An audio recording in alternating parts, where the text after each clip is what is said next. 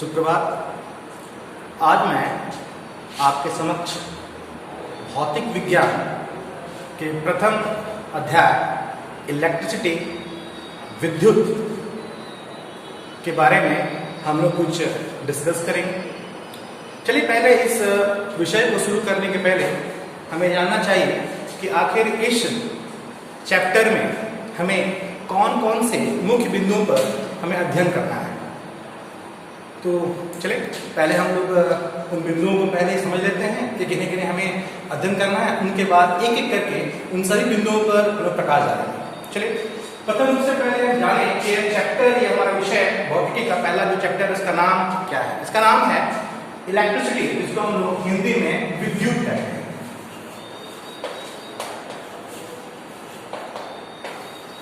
Chapter का मुख्य रूप से कहेंगे तो इलेक्ट्रिसिटी हमारा हुआ, इसको हम हिंदी में विद्युत कहते हैं। इनमें इस पर्टिकुलर इस चैप्टर में हमें क्या क्या पढ़ना है इसको मैं अंतर्गत कर दे रहा हूं। सबसे पहले जानना चाहिए हमें कि इलेक्ट्रिसिटी क्या है। पहला ही हमारा होगा फर्स्ट में इलेक्ट्रिसिटी। इलेक्ट्रिसिटी के बाद जो दूसरी बात आती है वो है इलेक्ट्रिक करंट। दूसरा शब्द आता है इलेक्ट्रिक करंट, जिसको हम हिंदी में विद्युत धारा कहते हैं। विद्युत धारा कहते हैं। तीसरा जो है वो है electric circuit.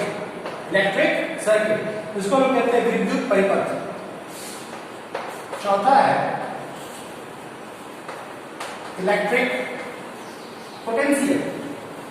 Electric potential, electric potential जिसको हम लोग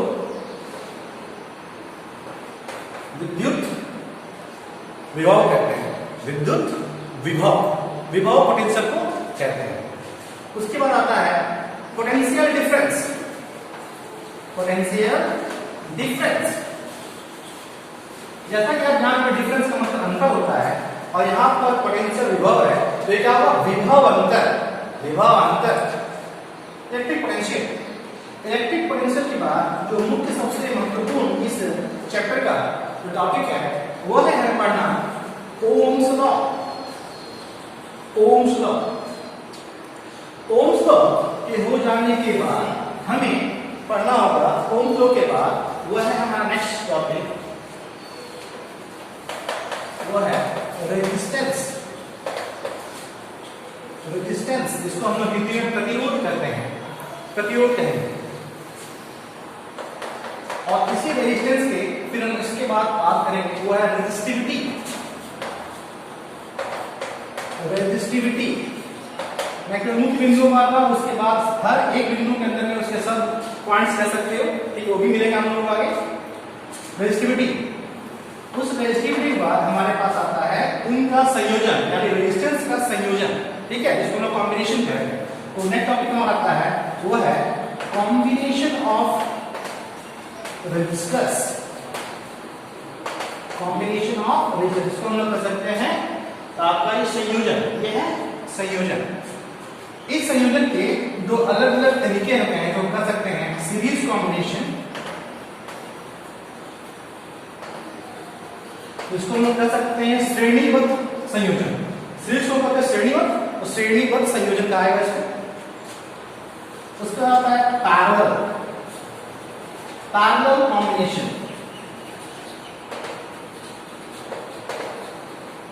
सीरीज कॉम्बिनेशन के साथ दूसरा ऑप्शन आता है, उसको हम कहते हैं पैरेलल कॉम्बिनेशन। इन दो कॉम्बिनेशन के साथ एक और आता है, इसको मिश्रित रूप से कहते हैं, इसको कहते हैं mixed combination,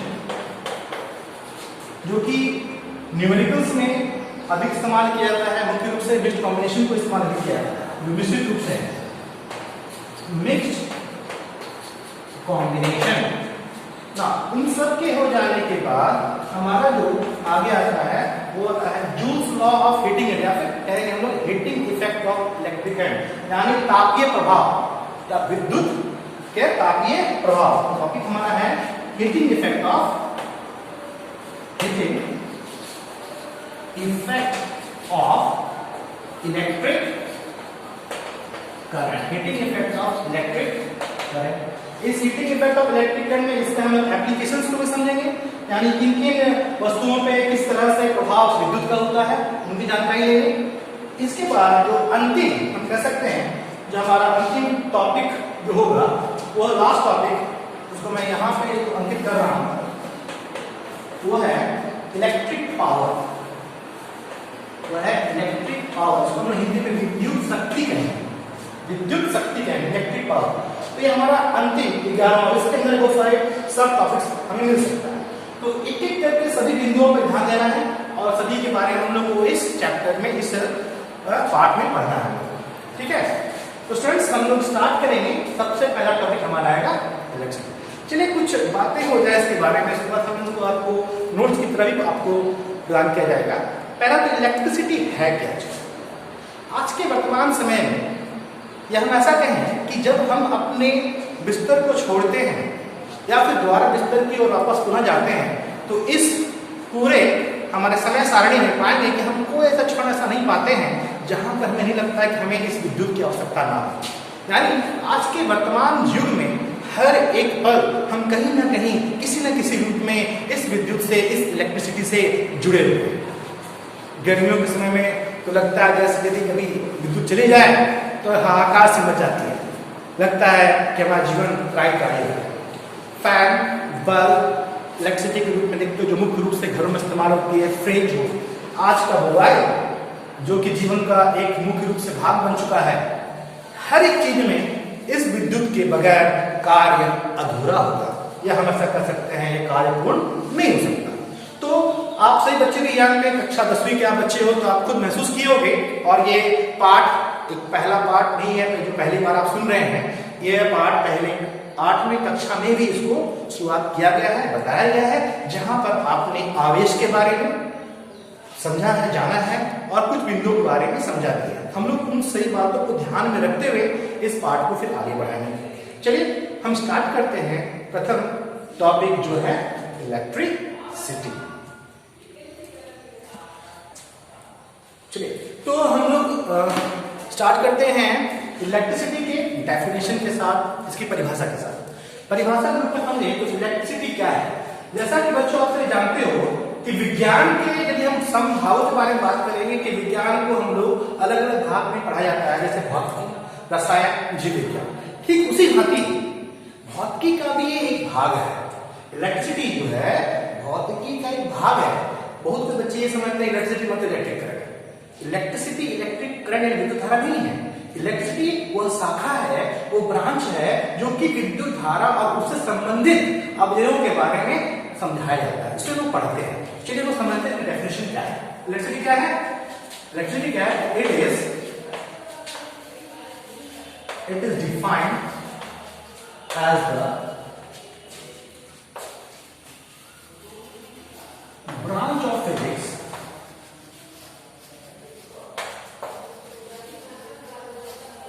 which deals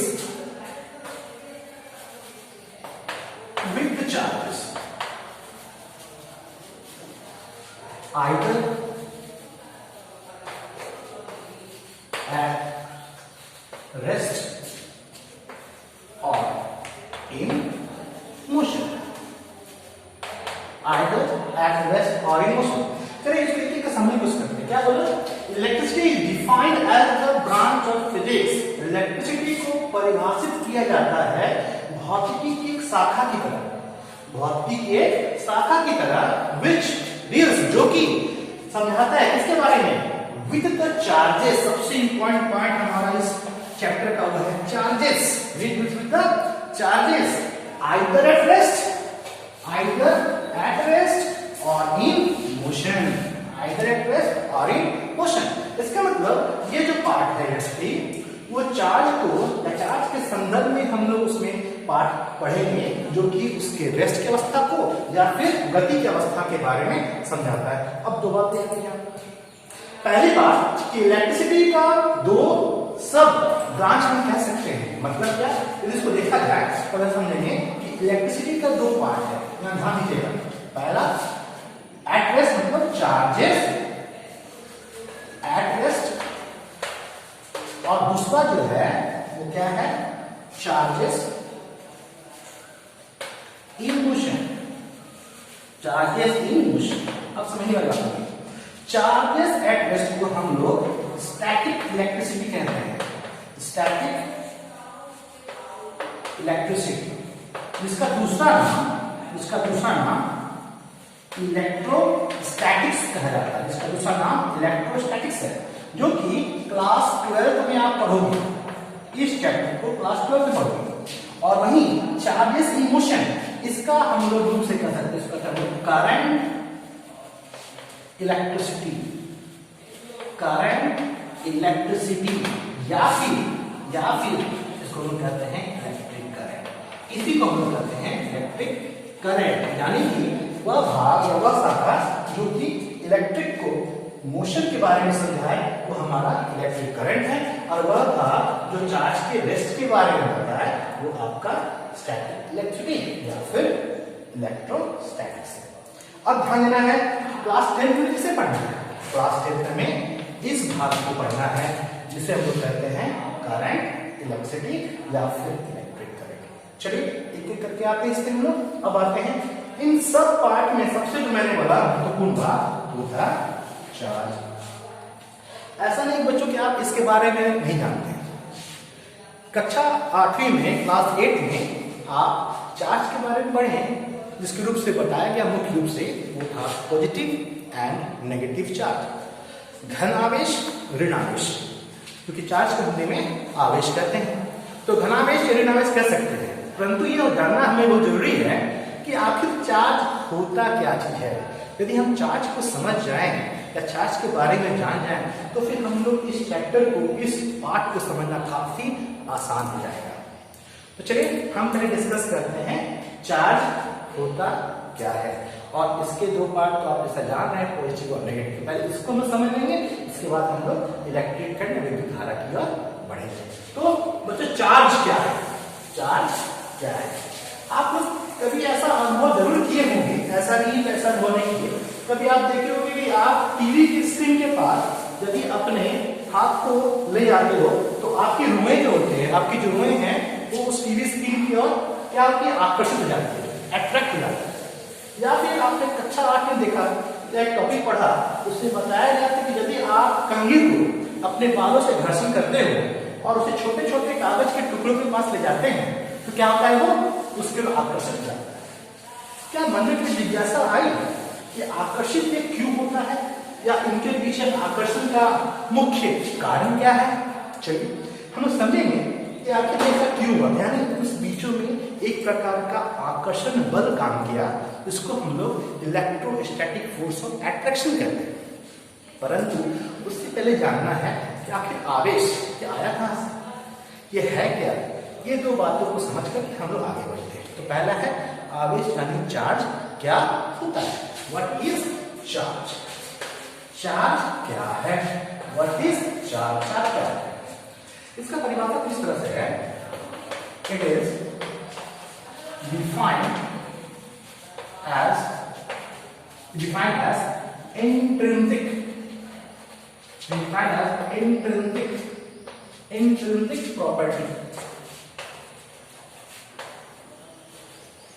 property of the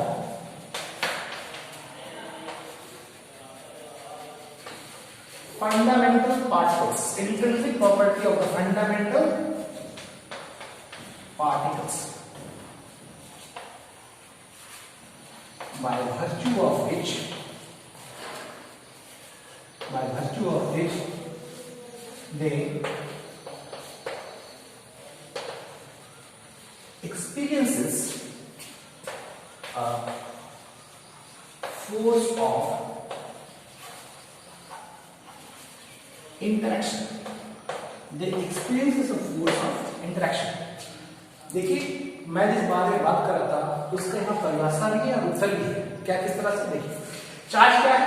it is defined as intrinsic. एक शब्द आया हमारे लिए इंट्रिंसिक। इंट्रिंसिक का मतलब क्या होता है? इंट्रिंसिक का मतलब होता है एसेंशियल। इंट्रिंसिक का मतलब है एसेंशियल। एसेंशियल मतलब महत्वपूर्ण, अति आवश्यक, यानी कि ऐसा, यानी ये क्या है? इंट्रिंसिक प्रॉपर्टी है, गुण है किसका? Of the fundamental particles. तो दूसरा शब्द क्या आ गया? Fundamental particles. फंडामेंटल पार्टिकल्स कौन कौन है ये हमें समझना होगा। तो फंडामेंटल पार्टिकल्स कौन कौन है? फंडामेंटल जो पार्टिकल्स है वो हमारा 3 है। वो कौन कौन है? वो है इलेक्ट्रॉन्स, प्रोटॉन्स और तीसरा है वो है न्यूट्रॉन्स। अब समझे बच्चों क्या बोला मैं फिर से? It is defined as intrinsic property of the fundamental particles, यानी ये इन पार्टिकल्स का अति आवश्यक गुण है। एक ऐसा ये गुण है, क्या होगा उस गुण का? किस कारण से क्या होगा? बाय वर्च्यू ऑफ, जिसके कारण से वे मतलब ये पार्टिकल्स क्या करते हैं? एक्सपीरियंस करते हैं, महसूस करते हैं क्या चीज? Force of interaction. ये फोर्स ऑफ इंटरेक्शन क्या है? इसको यदि ब्रैकेट में लिखा जाए तो फोर्स ऑफ इंटरेक्शन का मतलब होता है आइदर अट्रैक्शन, आइदर अट्रैक्शन और रिपल्सन, और रिपल्सन, आइदर अट्रैक्शन और रिपल्सन। अब चलिए पूरे इस डेफिनेशन को हम लोग मिला के बात करते हैं। क्या है चार्ज? क्या है? तो चार्ज फंडामेंटल पार्टिकल का इंट्रिंसिक प्रॉपर्टी, वह गुण है या अत्यावश्यक गुण है जिसे हम उस पार्टिकल से अलग नहीं कर सकते। यानी कि जिस समय हम बात करते हैं इलेक्ट्रॉन की, जिस समय बात करते हैं प्रोटॉन की, जिस समय बात करते हैं न्यूट्रॉन की, यानी इलेक्ट्रॉन की एग्जिस्टेंस के साथ, इलेक्ट्रॉन की उपस्थिति के साथ ही हम लोग कहते हैं कि कोई नेगेटिव चार्ज है। क्यों जानते हैं इलेक्ट्रॉन क्या होता है? नेगेटिव चार्ज पार्टिकल होता है। प्रोटॉन क्या होता है? पॉजिटिव चार्ज पार्टिकल होता है। न्यूट्रॉन क्या होता है? इसमें कोई चार्ज नहीं होता, इसमें जीरो चार्ज, न्यूट्रल। इसका मतलब ये इलेक्ट्रॉन का, प्रोटॉन का ऐसा प्रॉपर्टी है, गुण है जो उससे अलग नहीं है, इसलिए इसको हम लोग इंट्रिंसिक नाम दिया गया है। दूसरी बात, जिसके कारण से वो क्या करते हैं? एक्सपीरियंस करते हैं फोर्स ऑफ अट्रैक्शन। आप लोग याद करो बच्चों पढ़े होंगे, like charges repel each other, unlike charges attract each other. समान गुण के चार्ज, यानी कि यदि दो पॉजिटिव चार्जेस है, दो यदि समान चार्ज पॉजिटिव है या नेगेटिव चार्जेस हैं तो आपस में रिपल्सन होता है। और यदि कोई एक पॉजिटिव और एक नेगेटिव चार्ज है उसमें अट्रैक्शन होता है। तो बात समझना है कि ये चार्ज कौन, ये चार्ज कहां से आया, तो उसके बारे में हम लोग थोड़ी चर्चा कर लेते हैं। तो पहले हम लोग इसमें समझेंगे बच्चों कि चार्ज क्या है। अब किसी भी वस्तु में चार्ज किस तरह आता है थोड़ा इसकी भी हम लोग चर्चा करते हैं। तो क्या है? इलेक्ट्रॉन, प्रोटॉन और न्यूट्रॉन, ये तो सब एक एटम के अंदर पाए जाने वाले पार्टिकल्स है। तो एटम के अंदर जो जाने वाले पार्टिकल्स है तो वो किसी बॉडी में चार्ज किस तरह क्रिएट करता है, उसमें किस तरह आरोपित करता है, तो इसके विषय में हम लोग समझेंगे। तो चार्ज किस तरह आता है तो उसके 3 तरीके। पहला है charging by conduction, charging by induction, charging by friction. ये तीनों प्रोसेस क्लास 8 में थोड़ी समझाई गई है, आप लोग इसके बारे में जानते हैं। हम जानना चाहेंगे इस तीनों ही प्रक्रिया में होता क्या चीज है, तो ये हम लोग समझेंगे। वो टर्म्स का नाम है चार्जिंग।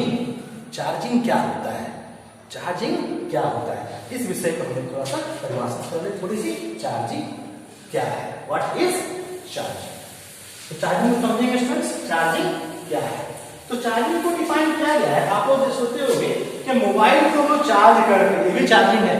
घर में बैटरी है, इन्वर्टर से चार्ज हो जा रहा है, वो भी चार्जिंग है। चार्जिंग तो वो भी है, सही बात है। तो फिर यहाँ पर चार्जिंग और दोनों में अंतर है, और चार्जिंग कैसे होता है इसको भी हम लोग थोड़ा जान लें और फिर आगे चैप्टर की ओर बढ़ेंगे। तो चार्जिंग क्या होता है। चार्जिंग क्या है? It is the process, it is the process of transfer of electrons. It is the process of transfer of electrons from one body to another body, from one body to another body, having potential difference, having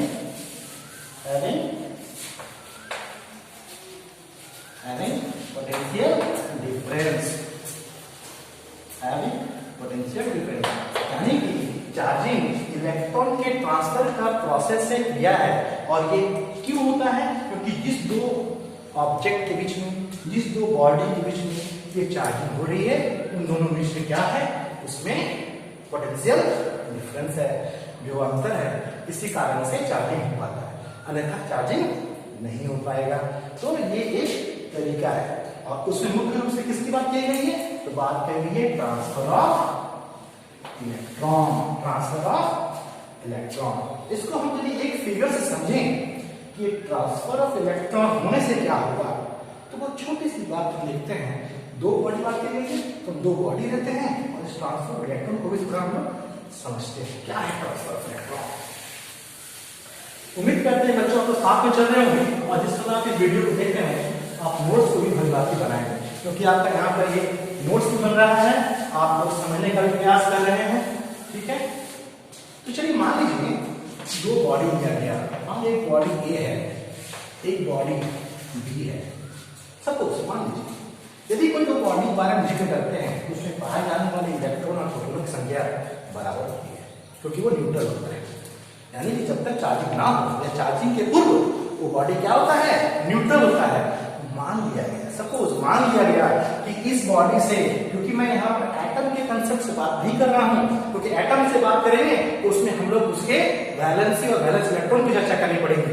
हम उस पर नहीं जा रहे हैं, हम लोग केवल समझने की कोशिश करते हैं कि पॉजिटिव और नेगेटिव चार्ज किस तरह आता है। मान लिया जाए, छोटी रूप से बात करूं, बहुत सूक्ष्म रूप से, कि मान लिया जाए ए बॉडी ने बी बॉडी को 10 इलेक्ट्रॉन ट्रांसफर किया। कब हुआ ये? आफ्टर कंडक्शन या इंडक्शन या फ्रिक्शन, उसके बाद। यानी ऐसे प्रक्रिया होने के बाद यदि माना गया, इसलिए मैं बोल रहा हूं यदि 10 इलेक्ट्रॉन ए ने बी को ट्रांसफर किया, ध्यान दीजिए बच्चों, ट्रांसफर किया, तो इसका मतलब इसमें जितने भी पहले पाए जाने वाले इलेक्ट्रॉन्स होंगे, उसमें क्या हुआ? 10 इलेक्ट्रॉन की क्या हो गई? कमी हो गई। जब 10 इलेक्ट्रॉन की कमी हो गई होगी, इसका मतलब प्रोटॉन्स की संख्या बढ़ गई होगी। इसका मतलब क्या हुआ? पॉजिटिव चार्ज बढ़ गया। ए क्या बन गया? ए बन गया पॉजिटिव चार्ज। और चूंकि इसने 10 इलेक्ट्रॉन गेन किया, तो 10 इलेक्ट्रॉन इसने लिया है, तो क्या लिया? ऋणात्मक, यानी कि नेगेटिव चार्ज लिया। ये क्या बन गया? Negative charge. ये तरीका होगा। इसको मैं सिंपल छोटे से रूप में समझने का प्रयास किया कि ये पॉजिटिव और ये नेगेटिव चार्ज है। लेकिन यदि आपसे कोई पूछे कि इसने यदि 10 इलेक्ट्रॉन इसने लॉस किया है, इसने दूसरे को दान दिया है, तो इसमें कितना चार्ज आया, यानी उसके माप के बारे में यदि बात की जाएगी, तो उसके लिए एक छोटी सी फॉर्मूला है, उसको हम समझेंगे। वो है हमारा Q = plus minus NE। Q = plus minus NE। इसके प्रयोग से हम लोग उस किसी बॉडी पे कितने चार्ज डेवलप किए उसको निकाल सकते हैं। इसको हम लोग कहते हैं क्वांटाइजेशन ऑफ चार्ज। इसका रूप है क्वांटाइजेशन ऑफ चार्ज ही कहा गया है। तो हम लोग इसको समझेंगे Q = कितना। इसका मतलब यदि इसने 10 चार्ज को ट्रांसफर किया है, तो चूंकि मैंने कहा प्लस 10E डेवलप करेगा, 10E डेवलप करेगा। अब 10E का मतलब क्या हुआ? E का चार्ज हम लोग जानते हैं, E का चार्ज कितना होता है बच्चों? तो E का चार्ज याद रखिए होता है -1.6 × 10⁻⁻19 कूलम। प्रोटॉन का चार्ज कितना होता है? तो +1.6 × 10⁻⁻19 कूलम। C जो है वो कूलम है, और कूलम जो है वो क्या होता है? यानी चार्ज का यूनिट है, चार्ज का यूनिट है, आवेश का ये यूनिट है। इलेक्ट्रॉन और प्रोटॉन का मानक यूनिट है, इसलिए कह सकते हैं 10E। ठीक उसी तरह यदि इसने गेन किया है, तो इसमें क्या हो जाएगा? माइनस आ जाएगा। वो कितना होगा? यहाँ भी हम 10E बोलेंगे, क्योंकि माइनस में किस तरह से? और -10। ठीक है, इस तरह से किसी बॉडी में चार्ज डेवलप होता है। ठीक है, तो इस तरह से अभी तक हम लोग चार्ज यानी आवेश के बारे में समझे बच्चों, और पॉजिटिव और नेगेटिव चार्ज को भी हम समझ पाए कि कोई बॉडी पॉजिटिव चार्ज कब होता है और नेगेटिव चार्ज कब होता है। चलिए हम लोग दूसरे टॉपिक पर आते हैं, इसका नाम है इलेक्ट्रिक करंट, यानी कि विद्युत धारा। विद्युत धारा को समझने के लिए बहुत आसान तरीका से आप लोग देखो बच्चों, ध्यान दोगे बहुत आसान समझ आ जाएगा। पहला चीज तो धारा, यानी कि हम बात करते हैं करंट क्या होता है। सिंपली यदि करंट, जिसको हम लोग हिंदी में धारा कहते हैं। तो धारा क्या होता है, करंट मतलब क्या है, देखो समझोगे। यदि बात करें flow of air, flow of air, flow of air, अब ये पूछो ये क्या कहलाएगा, तो आप बोल सकते हो कि सर इसको हम लोग एयर करंट कहते हैं, एयर करंट कहेंगे। ध्यान देना, करंट को मतलब सिंपल तो धारा कहें, मैं बात किया फ्लो ऑफ एयर, तो क्या कहना है इसका, एयर करंट। यदि मैं ही बात करूं कि flow of water, flow of water, तो क्या कहलाएगा, तो बोलोगे सर ये वाटर करंट है, ये क्या है, वाटर करंट है, वाटर करंट है। ठीक उसी तरह बच्चों यदि मैं बोलूं कि sorry flow of electrons, flow of electrons, तो इसका नाम क्या होगा, तो इसका नाम होगा इलेक्ट्रिक करंट। इसका नाम क्या होगा, इलेक्ट्रिक करंट। तो आप देख रहे हो क्या है, मुख्य रूप से फ्लो धारा, धारा है, किसकी धारा, यदि हम हवा के बारे में बात करते हैं तो एयर करंट, पानी की बात करते हैं तो वाटर करंट हो रहा है, और वही हम इलेक्ट्रॉन्स के बारे में बात करते हैं तो वो कहलाता है इलेक्ट्रिक करंट। अब एक बात है, क्या इलेक्ट्रिक करंट कहीं भी फ्लो कर रहा है क्या इसे माध्यम चाहिए, हाँ इसे माध्यम चाहिए। एक रूप से बोला जाए इलेक्ट्रिक करंट होता है वो पदार्थ की तीनों ही अवस्था में फ्लो करता है, तीनों ही अवस्था मतलब सॉलिड में भी, लिक्विड में भी और गैस में भी। सॉलिड, लिक्विड और गैस तीनों में ही इलेक्ट्रिक करंट फ्लो करता है। कहने का मतलब कैसे पूछ सकते हो, तो आप लोग को मैं छोटा सा याद देना चाहता हूँ, एक फिल्म जो बहुत प्रसिद्ध हुई थी वो था 3 इडियट्स। तो आपको हो सकता है कि हास्य रूप में महसूस होगा, पर समझिएगा 3 इडियट्स में आमिर खान का एक छोटा सा क्लिपिंग था वो वीडियो में, उस फिल्म में, इसमें अपने कलीग्स के जो एल्डर थे तो उसको मजाक कर रहे थे उनसे, तो वहां पर उन्होंने क्या किया था कि एक छोटे से विद्युत धारा का नली बना करके चम्मच पे उन्होंने क्या किया था, टॉयलेट किया था, और उस टॉयलेट से उनके जो बड़े एल्डर्स जो स्टूडेंट थे वो काफी तकलीफ हुई थी, बट उसमें एक कोटेशन पीछे साउंड जाता है कि हमने पढ़ा था कि solute water is good conductor of electricity, हमने पढ़ा था, उसने करके दिखा दिया। तो बच्चों में वही बात करना चाहता हूं कि वाटर करंट यदि वो सलाइन है, वो डाइल्यूटेड है, यदि उसमें वो नमक मिला हुआ है, तो नमक मिलने से वो पानी वो क्या करता है, कंडक्टिंग हो जाता है, तो वाटर हमारा कंडक्टर है। आप देखे होंगे कि बारिश के मौसम में थंडरिंग होती है, लाइटनिंग होती है, तो हम बोलते हैं कहीं वज्रपात हो गया, बिजली कड़की। तो ये बिजली क्या है, यहाँ भी एक डिस्चार्जिंग है चार्ज का जो कि वायुमंडल में हो रहा है, तो ये हमारा गैसीय गैस के रूप में भी बोल सकते हैं, वहां भी आयन के रूप में डिस्चार्ज हो रहा है, तो वहां पर आयंस का फ्लो होता है। यानी कि हम बात करेंगे यदि एयर और वाटर यानी कि गैस और लिक्विड में, तो वहां पर करंट का फ्लो, आयंस का फ्लो है। तो ध्यान दो, इसको नोट करेंगे क्या कि गैसेस में और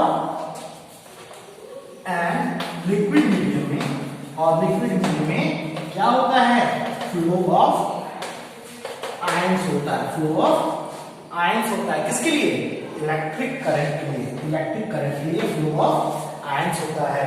वहीं सॉलिड मीडियम में मैं बात करता हूं, जैसे कि हम तार के बारे में बात करते हैं, कंडक्टर के बारे में बात करते हैं, चाहे हमारे घरों में जो बिजली का जो फ्लो हो रहा है, चाहे वो एल्यूमिनियम के तार से हो या फिर कॉपर के तार से हो, तो आप देखोगे उसमें भी कुछ फ्लो कर रहा है। तो क्या फ्लो कर रहा है, उसमें फ्लो कर रहा है flow of electrons, flow of electrons, flow of electrons. Electric current के लिए यहाँ पर सॉलिड में फ्लो ऑफ इलेक्ट्रॉन्स होना चाहिए। यानी स्टूडेंट्स हम लोग इस छोटे से एग्जाम्पल से समझने का प्रयास किए हैं कि इलेक्ट्रिक करंट है क्या चीज।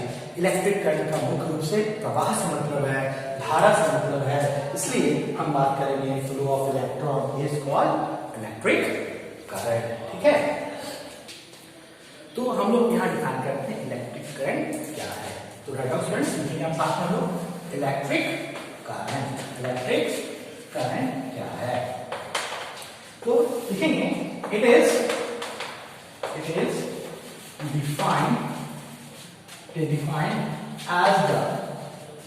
defined as the flow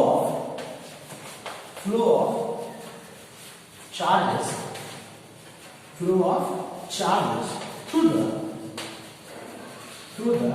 unit cross sectional area of the conductor, unit cross sectional area of the conductor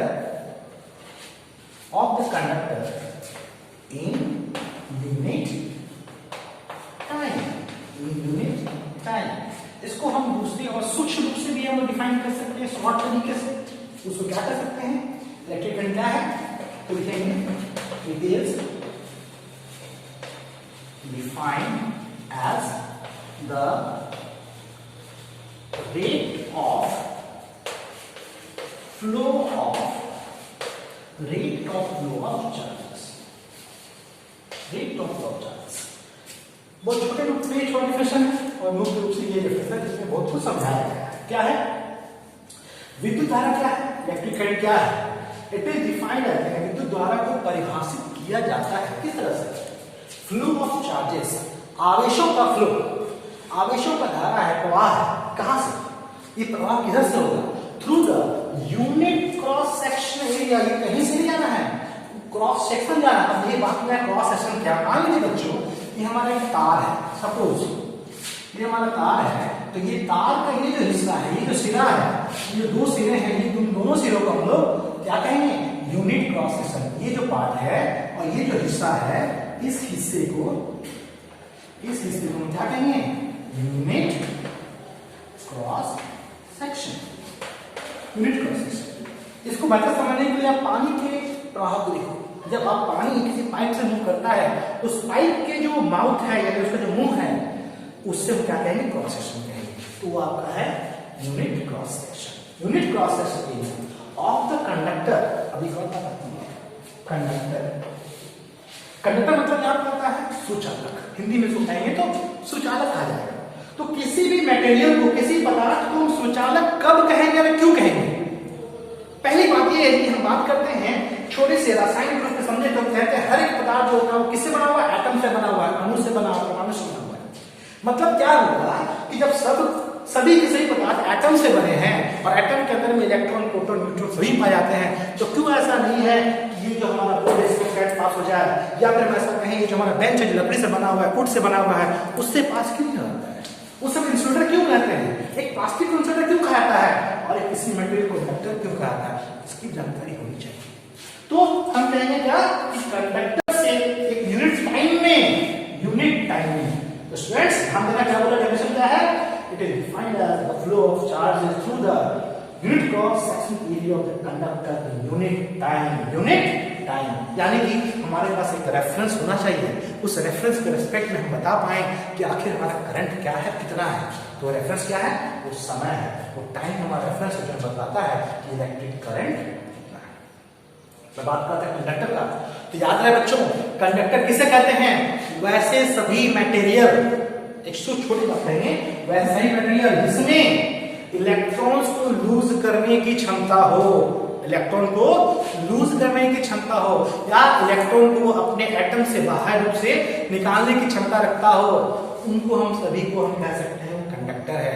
और यदि हम मैथमेटिकल बात करें तो कहेंगे कि वैसे सारे मटेरियल जिसमें फ्री इलेक्ट्रॉन्स का ऑर्डर 10⁻23 हो, नियरली 10⁻23 फ्री इलेक्ट्रॉन यदि पाया जाता है, तो उन सभी मटेरियल्स को हम लोग कंडक्टर कहेंगे। अब आप बोलोगे कि 10⁻23 कहां से आया, तो मैं याद देना चाहता हूं आप लोग को एवोगाड्रो नंबर, एवोगाड्रो हाइपोथेसिस, जिसमें बताया गया था कि आप यदि किसी ग्राम एटॉमिक मास के बारे में बात करें किसी भी मटेरियल का, तो उसमें कितने पाते हैं number, 6.022 into 10⁻23 atoms, 23 particle, 23 electrons.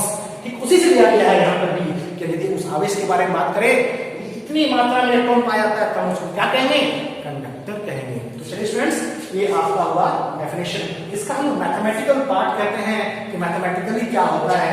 इस छोटे से डेफिनेशन था, उससे मैं लेता हूं कि इलेक्ट्रिक करंट मैथमेटिकली क्या है, mathematical definition of electric current क्या है।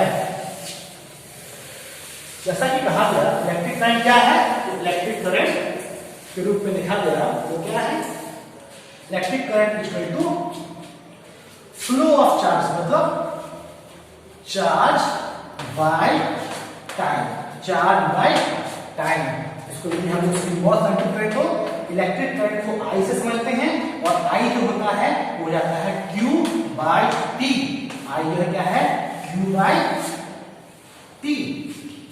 याद रहे, एक बात मैं बताना चाहूंगा आप लोग को कि जो हमारा इलेक्ट्रिक करंट है वो स्केलर क्वांटिटी है, ये वेक्टर नहीं है, ये वेक्टर नहीं है। हालांकि इसमें डायरेक्शन भी है, मैग्नीट्यूड भी है, फिर भी ये स्केलर है, यानी कि क्या है, ये अदिश राशि है, सदिश नहीं है।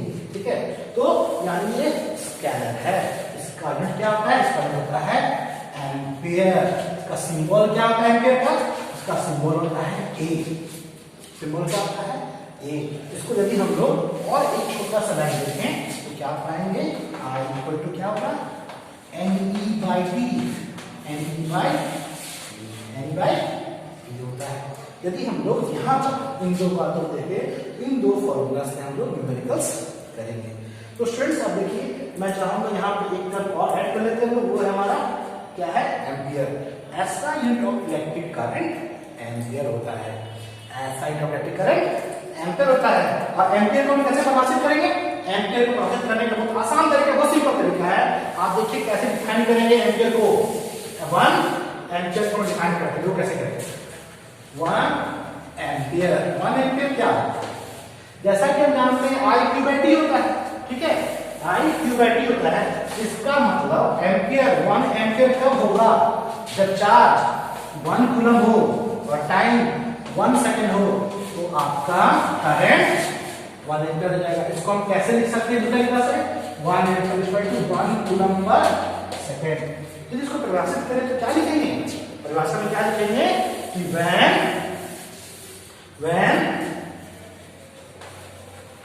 1 coulomb, when 1 coulomb of charge flows, when 1 coulomb of charge flows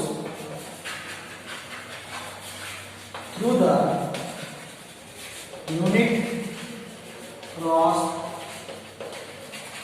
sectional area of the unit cross sectional area of the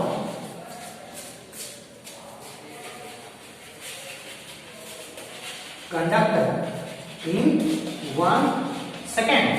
When 1 coulomb charge flows through the unit cross sectional area of the conductor in 1 second, then the current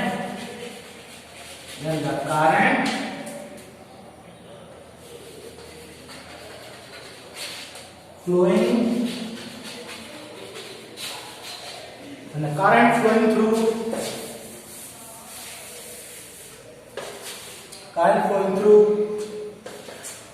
the conductor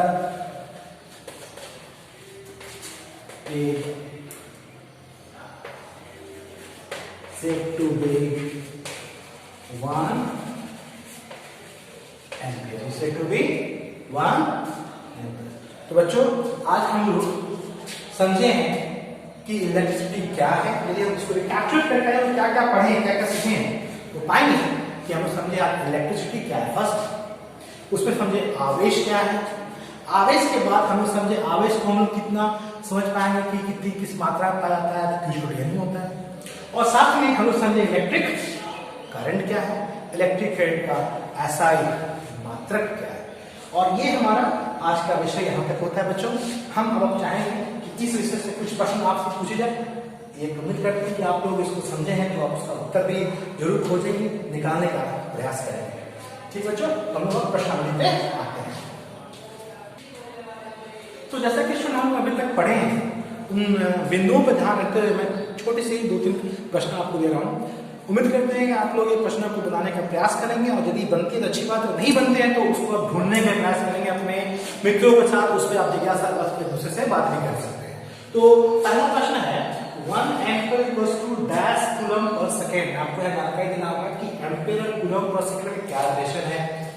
दूसरा प्रश्न है find the number of electrons which constitute 1 ampere electric current, यानी कि विद्युत धारा यदि 1 ampere का है तो इसमें कितने इलेक्ट्रॉन्स किसी कंडक्टर से फ्लो करेगा, बहेगा, तब जाकर के 1 एम्पियर होगा। ये आपके न्यूमेरिकल क्वेश्चन है जो आपको निकालना है। Formula I equal to NE/T के हेल्प से, I इक्वल टू NE/T के हेल्प से आपको N निकालना है।